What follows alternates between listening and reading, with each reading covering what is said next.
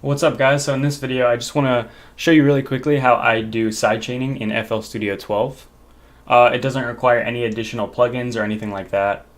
If you have FL Studio 12, it should come right out of the box, should be pretty easy. I'll leave a timestamp to when we get started into the tutorial, but I wanted to start off just talking about what sidechaining is for, why it's important in music production.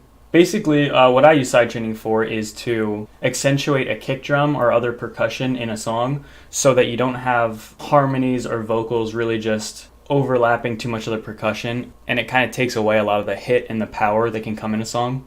So for example, you have that drop or something and you want that bass or you want that kick drum to be very loud and take up a lot of room in the sound. Sidechaining will allow it so those noises that you want to be muted for fractions of a second to really emphasize a kick drum or whatever you're trying to emphasize, you want to be able to mute those sounds whatever they are and really just emphasize that instrument that you want at those intervals throughout the song.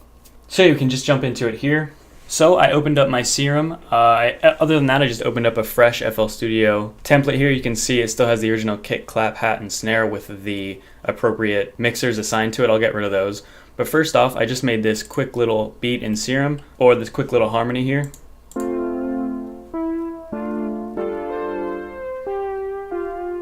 So we'll just loop that a little bit so we have something to play around with. I'll make a quick beat with a kick and a snare and some hi-hats most likely, and then I'll show you how to sidechain. Alright, so I made a quick beat to go along with the harmony here, and I'll play that along with the harmony, and then I'm going to make a melody, and then we will sidechain the percussion that I'm about to show you, the little beat here, so that it really pops out in from the melody and the harmony. So this is the quick little thing I came up with.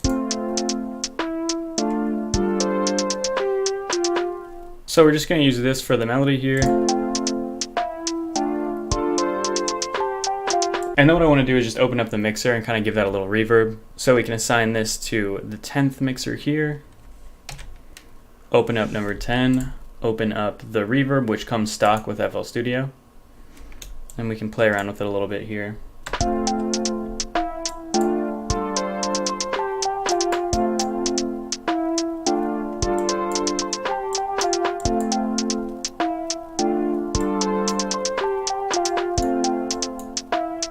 So I purposely picked pretty quiet drums, a kick and snare for this. So what we're going to do now to add the sidechain to this. So what I want to sidechain is this. This is pretty loud here and I want the kick to really come through this. So I'll play what I want it to come through.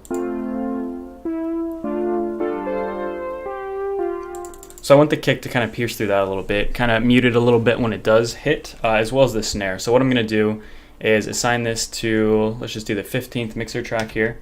So what we're going to do now is go on to pattern 2 where I have all of the drums, and I will assign the kick to 3, the snare to 2, and the hi-hat to 1, although we're actually not going to sidechain the hi-hat, so I'll just leave that off for right now. And then what I like to do is also label these, so if I have to come back I know exactly what I'm looking at, and just give it a color as well so it stands out.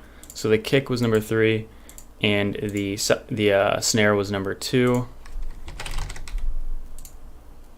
So we assigned 15 right here as the slot for this synth that we want to kind of be muted a little bit for the sidechain, this sound. We're just going to click a random channel right here and we're going to make it a Fruity Peak controller. And so again, just to make this a little easier, we'll name this so we know where it's at.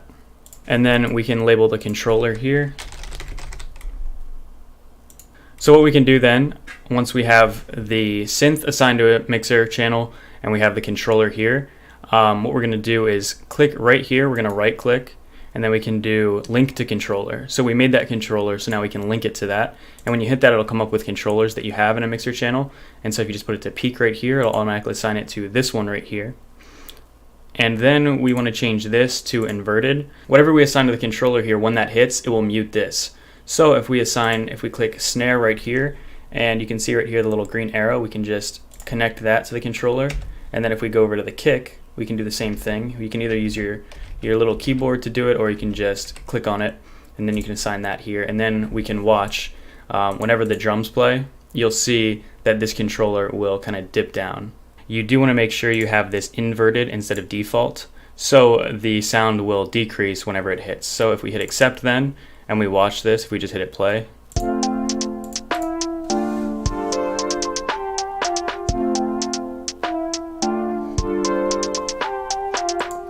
you can see the lead synth here actually decreases in volume every time the kick and the snare hit, because those are the two that we connected to the controller here. As well, you can mess around with the volumes here, the volume, bass, tension, decay, and you can change how much it dips, the volume, the tension, the bass, everything like that.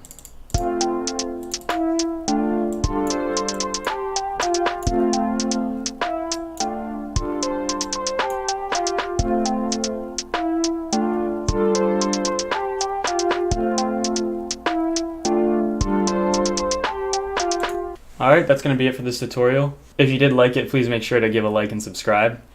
And yeah, if you have any feedback, anything else you want to hear, this is my first video, so I plan on doing more on this. But yeah, thanks for watching.